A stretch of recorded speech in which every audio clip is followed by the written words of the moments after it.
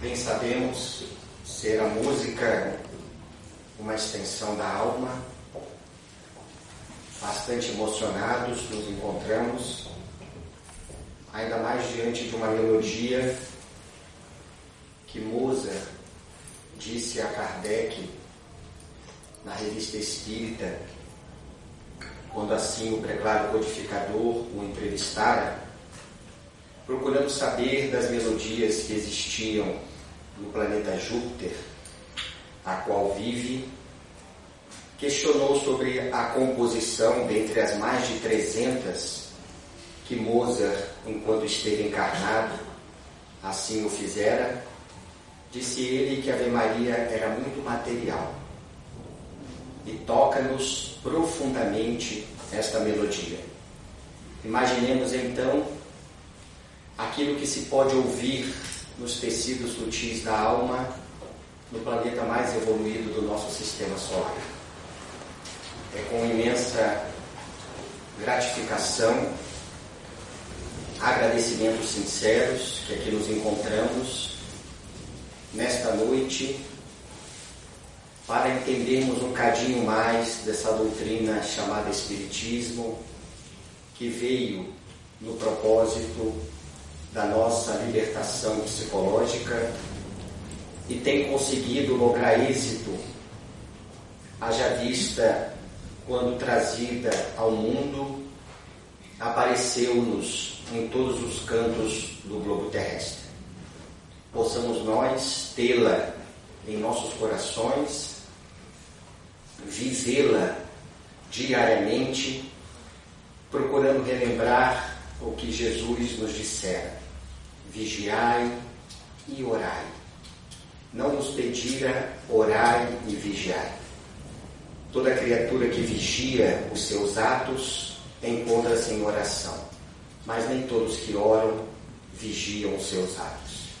Possamos ser vigilantes em nossas ações, para que a cada dia nós possamos nos tornar melhores hoje do que ontem e amanhã, que é a proposta do Espiritismo, melhores do que hoje. Sob a assistência dos benfeitores espirituais que coordenam as atividades desta casa, nossos agradecimentos sinceros pelo acolhimento, como também daqueles que presidem os trabalhos na parte material. A Transjordânia era e é uma região constituída de planaltos, tanto de um lado quanto do outro da depressão do Gor, aonde corre lânguido, rasgando o calcário, o rio Jordão, que vai ter a sua fossa no Mar Morto. Este mar que se encontra a 400 metros acima do nível do mar Mediterrâneo. Jesus encontrava-se na Galileia, ao norte, e desejava ir ao sul, à Judeia, mas não queria passar pela Samaria, ao centro.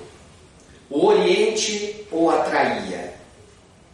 Ele desejava sementar no solo dos corações humanos as palavras de amor e de advertência àqueles que a desconheciam. Na sinfonia dos acontecimentos, vamos vê-lo depará-lo com aquele jovem rico que depois do diálogo saiu frustrado, com conflitos internos, porque almejava de forma incontrolável seguir aquele homem incomum, mas ao mesmo tempo almejava veementemente permanecer ligado aos bens materiais. Era a luta do amor ao espírito contra o amor à matéria.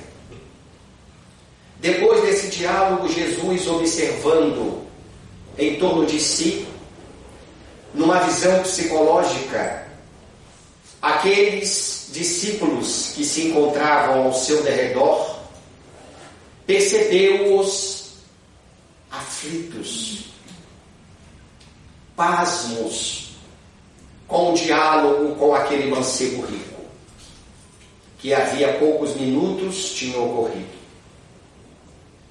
Foi nesse instante, então, que Jesus aproveitou para trazer os seus ensinamentos, como em todas as ocasiões que lhe eram oportunizados. E Mateus registrou no capítulo 13 do seu Evangelho o momento em que Jesus diz aos seus discípulos, depois do diálogo com o mancebo rico: em verdade vos digo, como é difícil um rico adentrar no reino dos céus. A impressão recolhida no semblante dos discípulos fora de horror. Como poderia um rico não adentrar no reino dos céus? Ora, o que não pode fazer o homem com o dinheiro? Pensavam os discípulos. Ficou um hiato, todos em silêncio, até o momento em que Jesus volta a ratificar o que dissera há poucos instantes. É mais fácil um camelo passar pelo buraco de uma agulha do que o rico entrar no reino dos céus. Cirilo de Alexandria e a maioria dos exegetas do cristianismo acreditam ser essa passagem a referência que Jesus faz ao camelo, do grego câmelos, que tem o significado de corda. Mas se formos buscar o grego koini, iremos perceber que a palavra tem origem em camelos, do próprio animal. Jesus dera testemunho que falava de um camelo, o animal em si, a passar pelo buraco de uma agulha. O próprio Mateus registrou no capítulo 23 o que o mestre dissera, mostrando isto: vós coais um mosquito, mas engolis um camelo. O que importa é que Jesus traz esse ensinamento para a reflexão de todos, à época e para nós. O solo era difícil, como hoje ainda o é. Mesmo detentores dos bens divinos, como todos nós o somos, atualmente ainda permanecemos indolentes e indiferentes aos ensinamentos do crucificado.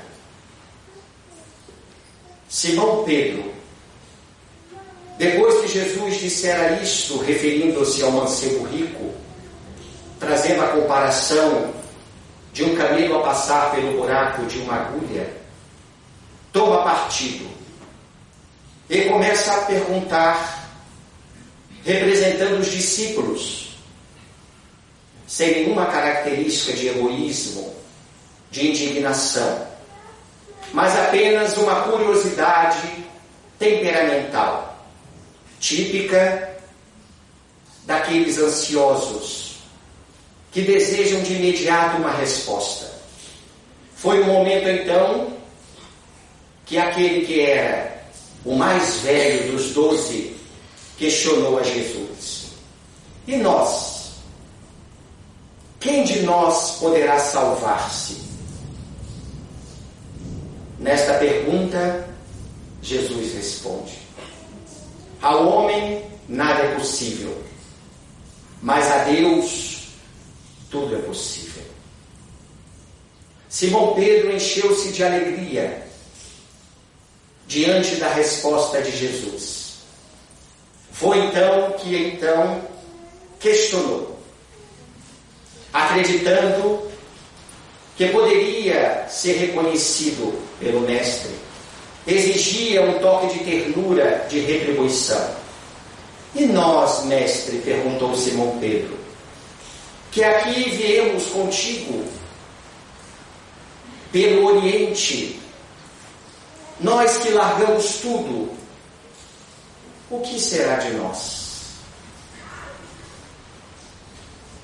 Essa passagem bem registrada no capítulo 19 do Evangelho de Mateus, Jesus traz uma resposta que somente esse evangelista nós conseguimos observar nos evangelhos sinópticos, tanto de Mateus quanto de Lucas, bem como de Marcos. Jesus, depois dessa pergunta que Simão Pedro fizera, o que seria deles que abandonaram tudo, família, para segui-lo? O que aconteceria com eles?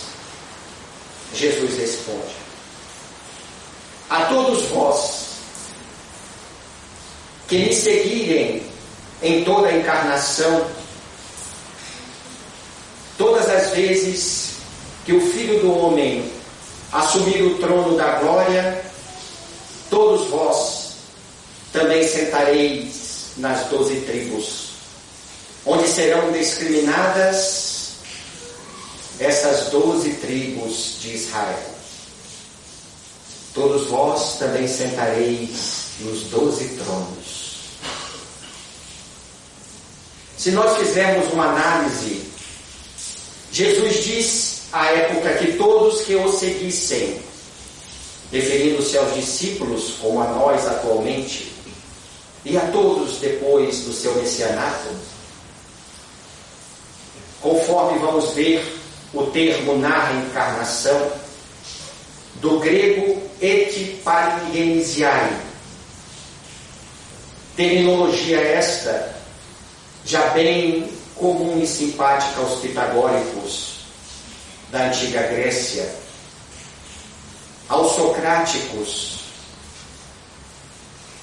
àqueles que deambularam na antiga China, na antiga Índia, e que para nós, dentro da doutrina dos espíritos, chamamos-la de reencarnação. Em algumas outras traduções vamos observar diferentemente. Todos vós que me seguirem em toda a regeneração, demonstrando aí então os passos evolutivos do globo terrestre dentro da lei do progresso durante milênios em que ele passa. Pede-nos uma reflexão sobre a transição do planeta. Mas Jesus continua, e quando o Filho do Homem sentar no trono da glória, todos vós também sentareis nos 12 tronos. Aí Jesus faz uma alegoria destinada a tornar compreensível a época como hoje aqueles que estariam prontos a seguir as suas alvíceras. E nós, nos dias atuais, como nos encontramos? Nessa figura alegórica, estamos prontos para sentar também nos 12 tronos, aos quais, diz o Mestre, serão discriminadas as 12 tribos de Israel. À época de Jesus não mais havia as 12 tribos. Elas já haviam sido unificadas pela tribo de Judá. Portanto, foi uma passagem que Jesus trouxe simbólica, mas que representa nos dias atuais a divisão dos povos existentes na Terra, que se diferem em cultura, em política, em economia e principalmente no seu aspecto social, para não dizer moral, já que somos reencarnacionistas e credores da imortalidade da alma. O aspecto moral é fundamental. Temos mania de dizer equivocadamente que o homem faz a história. Há um equívoco nesta frase. É a história que faz o homem.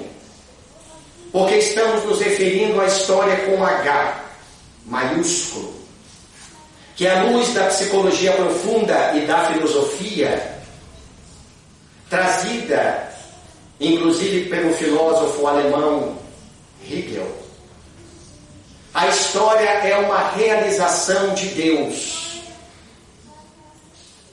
A história não pode ser o que nós imaginamos, um progresso de acontecimentos rumo ao infinito. Se assim fosse, depois que Nero mandou queimar Roma, nós não teríamos a Inquisição, começando no século XII, sendo institucionalizada no dia 22 de abril de 1231 pelo Papa Gregório IX. Se a história fosse um progresso rumo ao infinito, nós não teríamos os reis católicos Fernando de Aragão e Isabel de Castela trazendo a Inquisição e muitas mortes na Espanha.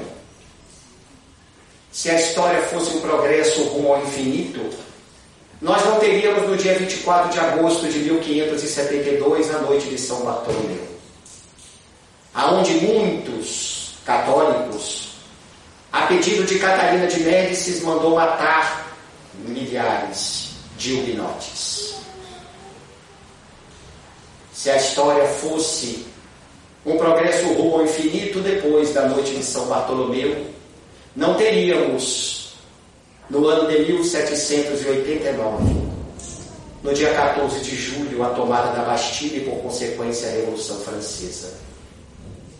Não haveria a Primeira Guerra Mundial, a Segunda. E como nós observamos hoje, muitos conflitos. A quem possa interessar, desde 1998 nós vamos vendo vários conflitos entre países, demonstrando essa diversidade de cultura, de bons costumes, para não dizer maus, economicamente, socialmente e politicamente. Os Estados Unidos contra o Iraque, os árabes contra os judeus, os libertadores ou separatistas bascos contra os irlandeses, a Índia contra a Eritreia, contra o Paquistão. Nós vemos conflitos internos, guerras civis em Angola, no Afeganistão, na Argélia, em Bangladesh, no Congo, no Cazaquistão, na Iugoslávia, que se dividiu em Croácia e Eslovênia, na Libéria, na Papua, na Namíbia, na Nigéria, no Sri Lanka, no Sudão e por aí vai. Se nós fizermos uma estatística, pegando a Segunda Guerra Mundial em 1945, nós vamos ver mais de 160 conflitos e mais de 40 milhões de mortes. Se pegarmos a Primeira Guerra Mundial, desde lá em 1914, aí são muito mais.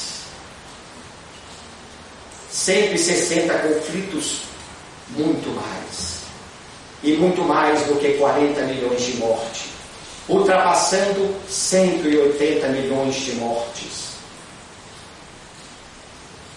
E se observarmos, os Estados Unidos da América do Norte, porque vemos um progresso tecnológico como jamais visto neste planeta, da civilização de Atlântida para cá.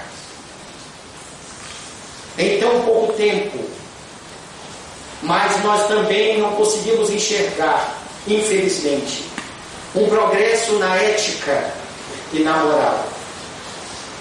A título de curiosidade, metade da verba destinada nos Estados Unidos da América do Norte é para a construção de armas bélicas.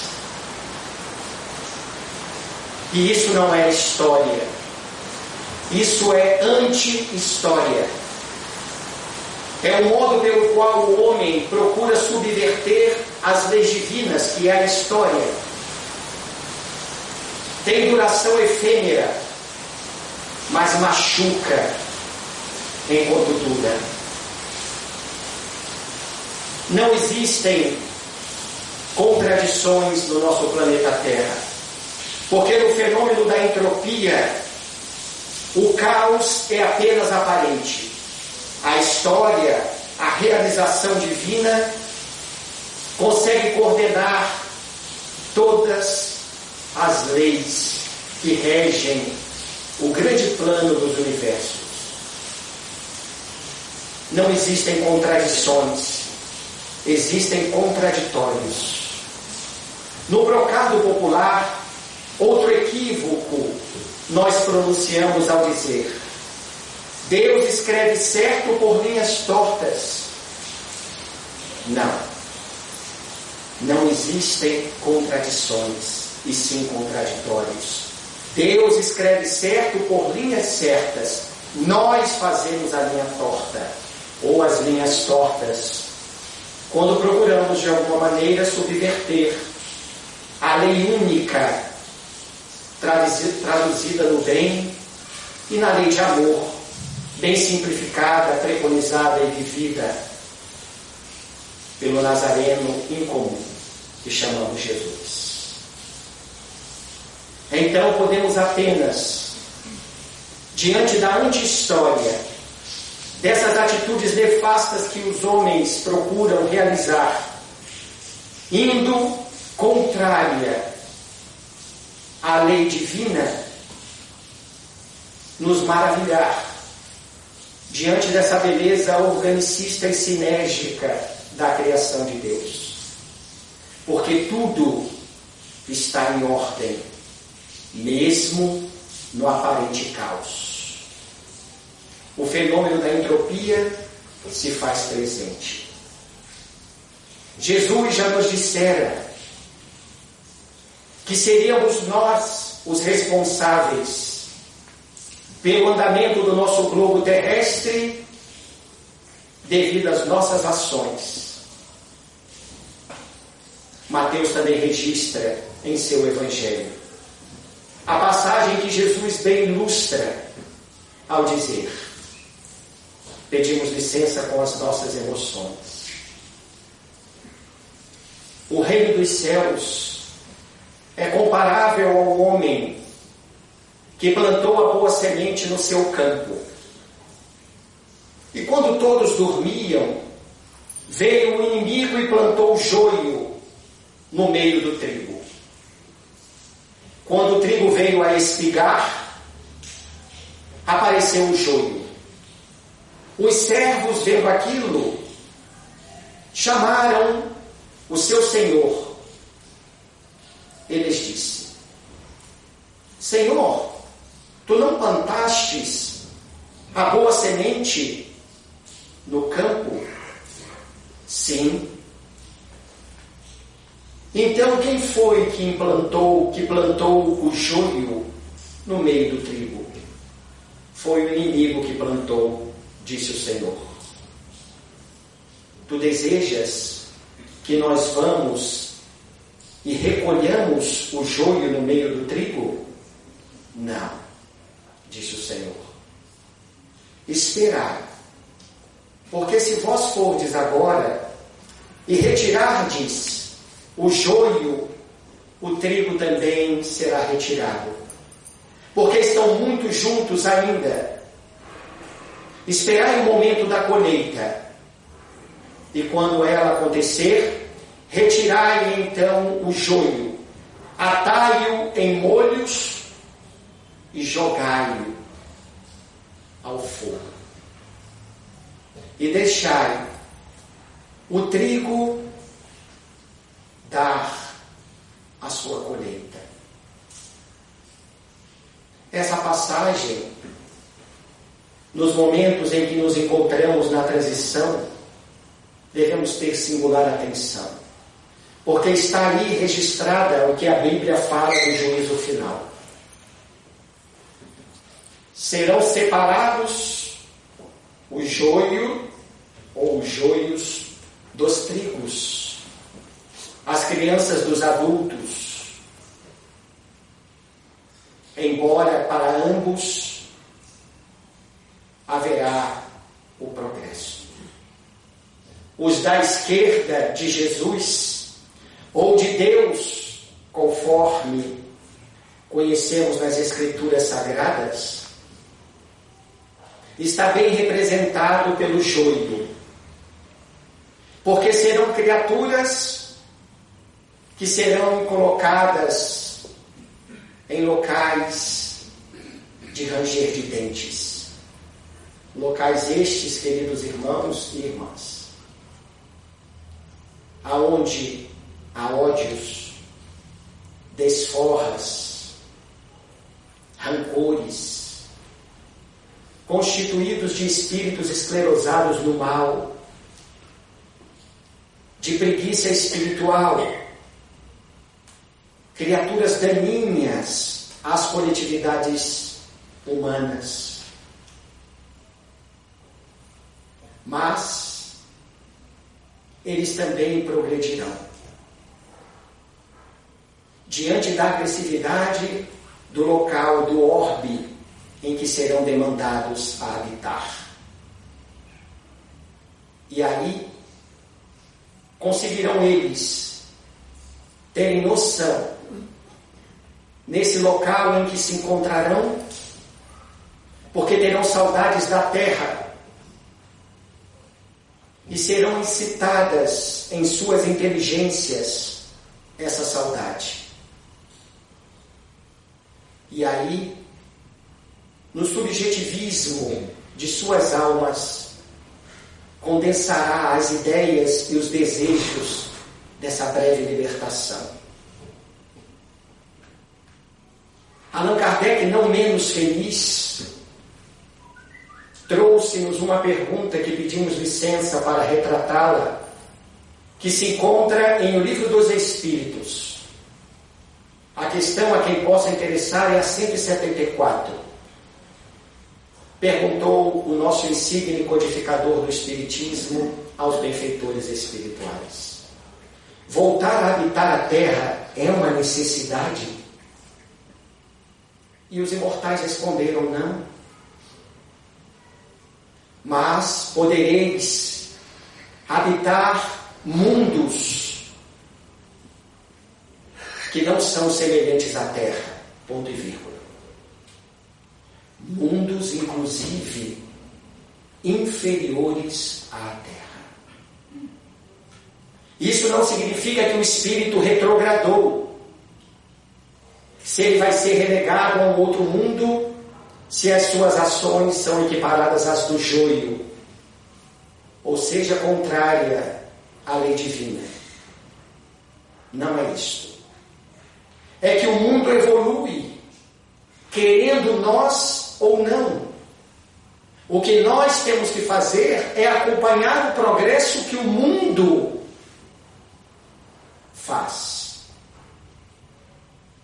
Porque querendo ou não querendo, o mundo evolui. A melhor maneira é nos adaptarmos ao mundo.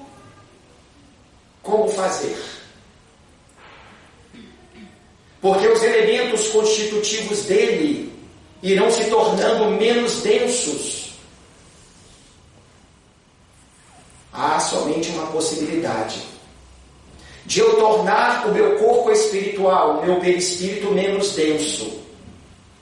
Só há uma receita: fazer ao outro o que eu gostaria que o outro me fizesse.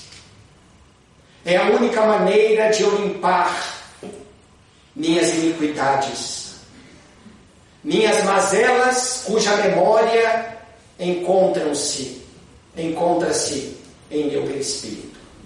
Vivendo bem, automaticamente, como um dreno, o nosso corpo físico pelas existências que nós passamos vai servindo como podemos assim melhor nos tornarmos expressos, entendíveis, funcionando como essa catálise, como este dreno, como este filtro, para que o nosso perispírito também se torne menos denso e acompanhe o progresso do planeta. Muitas das vezes, quando nos referimos à educação, a gente diz: vamos educar os nossos filhos para fazer um mundo melhor. Há um equívoco na frase. Não é educar os nossos filhos para fazer um mundo melhor. O mundo tornar-se-á melhor, independentemente da educação que fizermos ou levarmos aos nossos filhos, embora deva ser sempre uma boa educação, porque, repetimos, o mundo evoluirá. E aqueles que não acompanharem o progresso do planeta serão relegados a outros mundos. Já nos traz a notícia Isabel de França. Esta princesa que vivera no século XVIII, a irmã de Luís XVI, o rei da França, guilhotinado com sua esposa, Maria Antonieta, pela Revolução Francesa. Ela se livrou no início, no período do terror, mas ela também era diferente, porque, embora vivesse em Versalhes, ela não desejava usufruir de toda aquela riqueza. Por isso, o seu trabalho magnânimo da caridade, aonde saía da corte para atender os necessitados. Não se livrou da perseguição de Robespierre, de Marat e de Danton. Fora morta, pega e levada à condenação. E narra-se que no momento de seu desencarne fora um silêncio total. O capataz responsável para ajeitar os instrumentos para pôr fim à sua vida material desfaleceu. Esta princesa, no ano de 1862, alguns anos mais tarde, um quarto, podemos dizer, de luz, de lustre, mais tarde volta como enviada do Espírito de verdade, e por ela, na instrução trazida em O Evangelho segundo o Espiritismo, no capítulo 11, amai os vossos inimigos, ela traz uma missão de grande propriedade. Mas aquela que nos importa mais objetivamente no dia de hoje é aquele instante em que ela diz: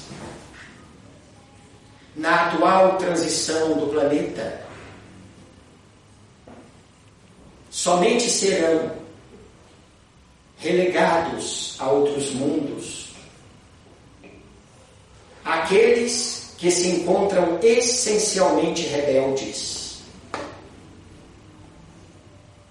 O orgulho e o egoísmo, diz ela, fruto da ignorância, estes encontram-se cegos, surdos à voz do bem e da razão. Mas mesmo estes não passarão pela imperfeição eterna, como se diz comumente. Porque até mesmo para estes, eles repudiarão o seu passado e voltarão a abrir os olhos para as luzes. E continua ela encerrando este item de sua instrução. Mesmo estes,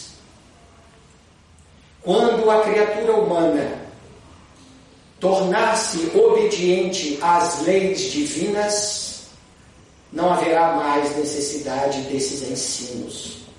E olha que ela está se referindo a doutrina dos Espíritos que veio reviver o Evangelho de Deus. Porque serão relegados a mundos inferiores, diz Isabel de França. Esses espíritos ainda impuros, contrários às leis divinas. Cabe-nos uma breve reflexão. Isso que nos acontece nos dias atuais é o que já acontecia na informação dela. Só que hoje é ostensiva a informação dos espíritos da nossa grande transição planetária. Se o espírito não tiver propensão ao bem, ele não reencarna mais nesse planeta. Aqueles que têm propensão ao bem, quando aqui chegam e desvirtuam-se das ações dignificadoras que deveriam viver, são arrebatados do corpo e não têm mais oportunidades. Por enquanto, neste planeta, precisará passar a maioria ainda por um ciclo bendito em o Apocalipse de João, de aproximadamente 6.666 anos. Como acontecera com os capelinos, e muitos ainda se encontram reencarnados, que mesmo estando conosco há aproximadamente 7.000 anos, muitos ainda se encontram em suas ações equivocadas. Para depois, quiçá, voltar à Terra pela saudade, porque vai ser apressadamente que queirão evoluir em outros mundos inferiores, mas em completa harmonia com o seu perispírito.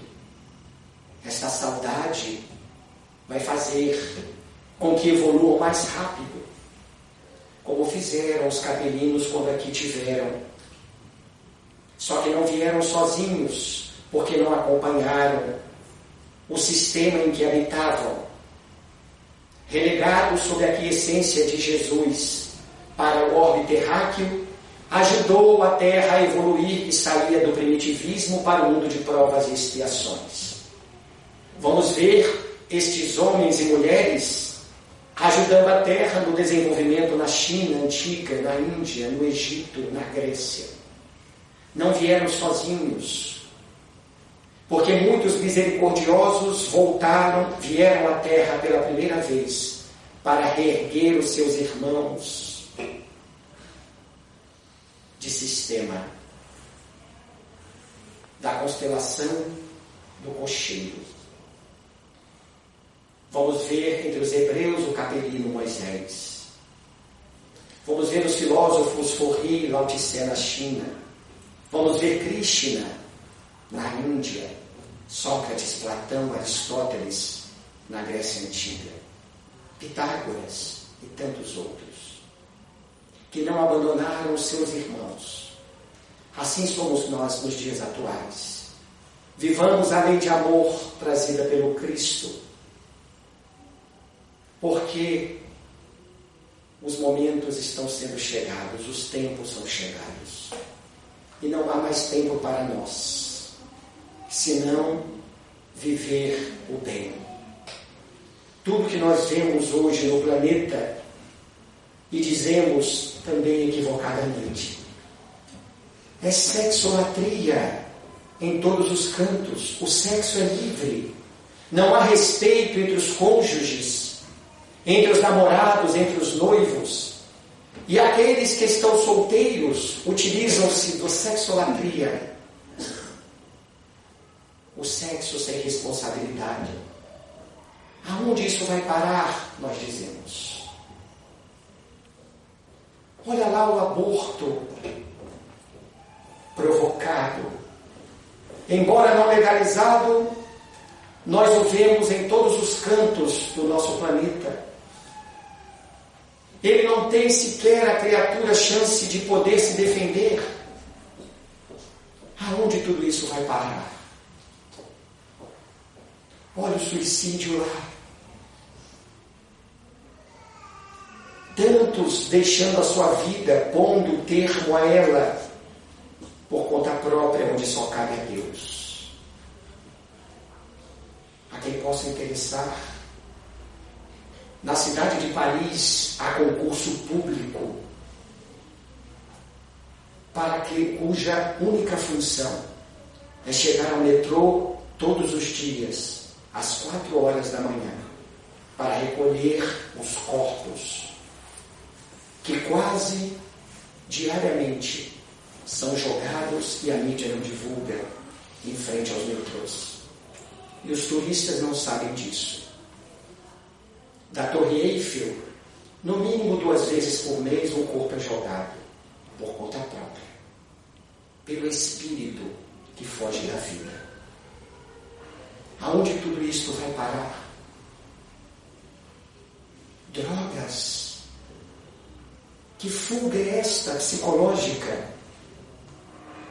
Que a criatura, de uma maneira, assumindo uma bengala em sua mão, procura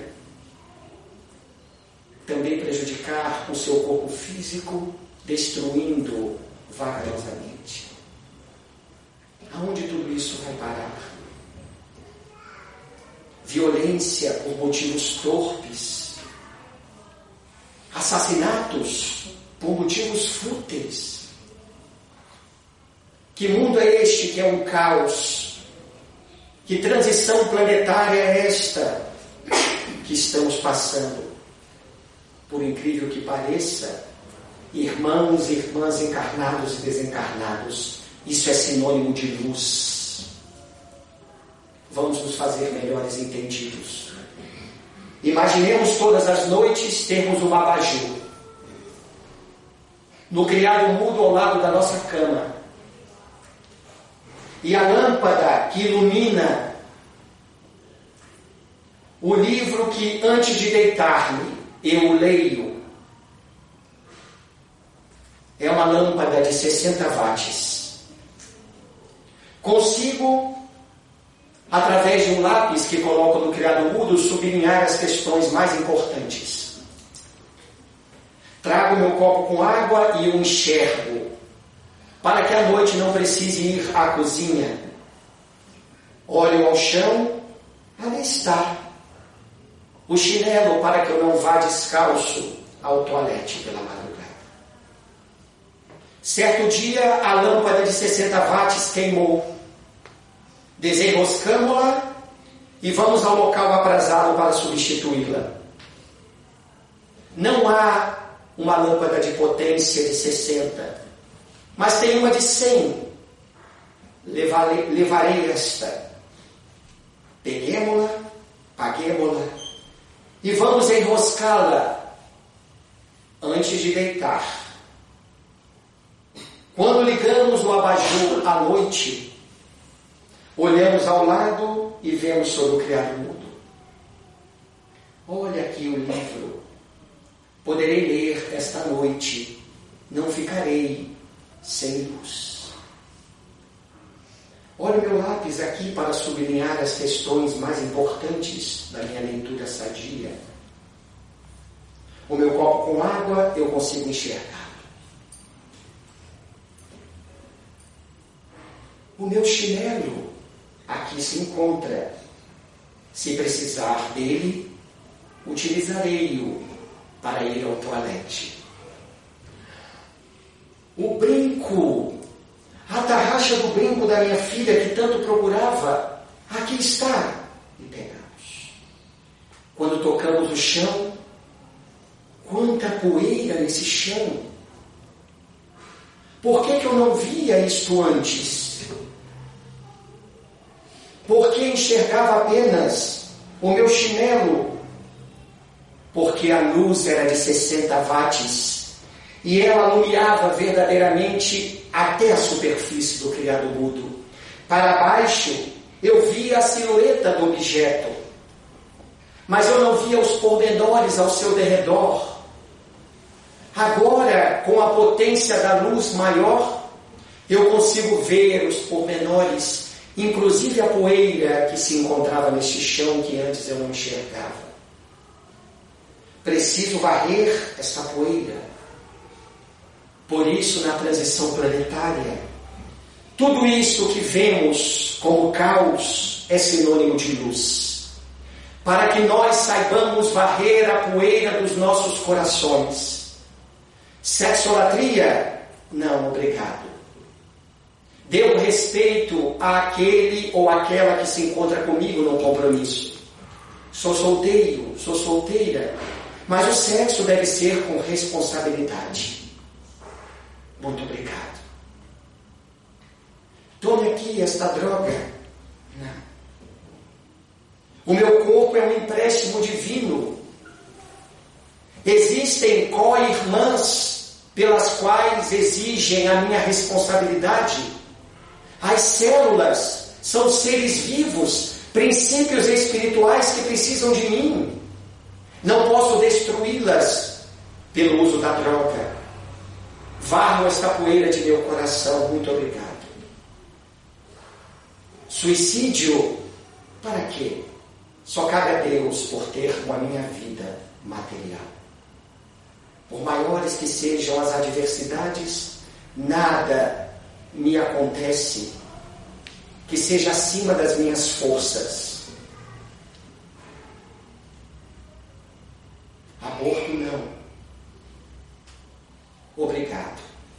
Devo varrer essa poeira também. O espírito que aí vem, por quaisquer circunstâncias, mesmo aquela do estupro, salvaguardada quando põe termo à minha vida material, é um espírito que deva ser bem-vindo. Devo varrer a poeira do meu coração. Cada qual, para finalizarmos, fazendo a sua parte de forma individual. Porque o progresso é individual.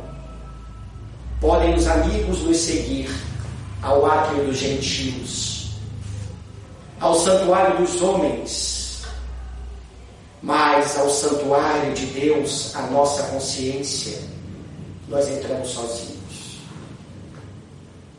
Nem esposa, nem esposo, nem filhos, nem filhas, nem mães, nem pais poderão nos acompanhar. Poderão eles nos olhar de longe, como no Gólgota fizeram os amigos de Jesus. Somente isso. Ninguém poderá subir ao altar dos holocaustos conosco. Subiremos sozinhos. Não haverá nenhuma Verônica para enxugar as nossas lágrimas, como com Jesus ela fizera o caminho do Monte da Caveira. Nenhum Sirineu virá carregar as nossas cruzes, como fizera ele com Jesus ao caminho do Gólgota. Nenhum samaritano virá pensar as nossas chagas. Sabem por quê? Porque o progresso é individual. Portanto, devemos andar a sós, em soledade, pelo grande deserto da vida material, mas em paz. Ardemos-nos, portanto, para o grande Saara da nossa vida.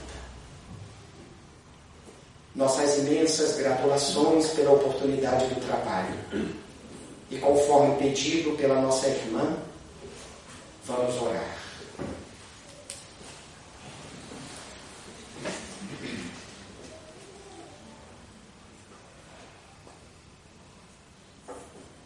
Ó bondoso Senhor, quantas vezes nos convidastes ao teu reino,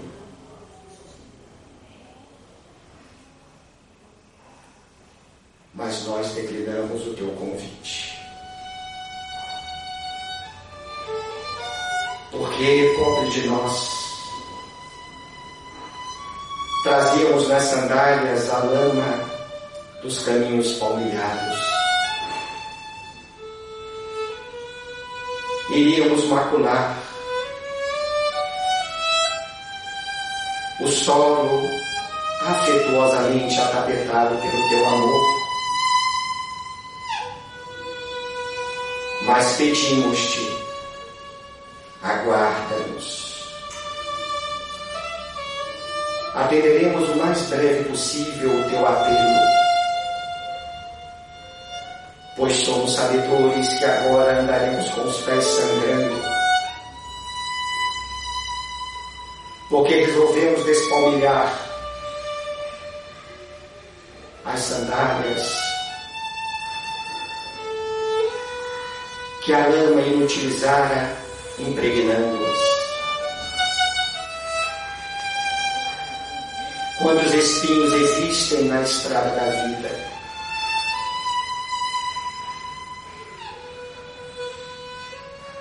Quantos pântanos a evitar? Mas agora, Senhor, estamos andando com os pés descalços, a fim de que possamos sentir a terra. Talvez por isso demoremos um pouco a chegar. Mas por mais dura que seja a jornada, iremos atender ao teu chamado. Pedimos apenas um tempo para que quando nos apresentarmos diante de ti, estejamos com as vestes nupciais que tanto nos custam por serem preciosas. E por fim, Senhor, não iremos correr atrás do tempo, iremos apenas acompanhá-lo segundo a tua vontade, porque não colocaremos dias na nossa vida, e sim vida nos nossos dias. Ao teu ungido, o Cristo Jesus, possa continuar sendo Ele o nosso caminho, a nossa verdade e a nossa vida.